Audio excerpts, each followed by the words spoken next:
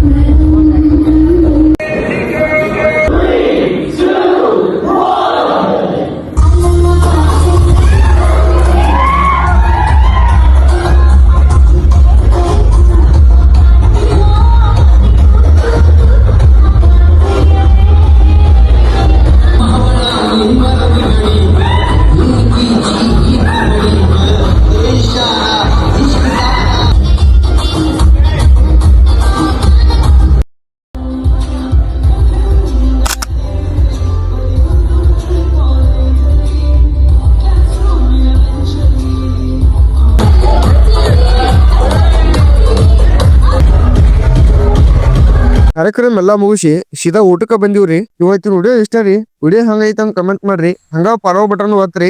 ಮತ್ ಸಿಗುಣ್ರಿ ಮುಂದಿನ ವಿಡಿಯೋದಾಗ.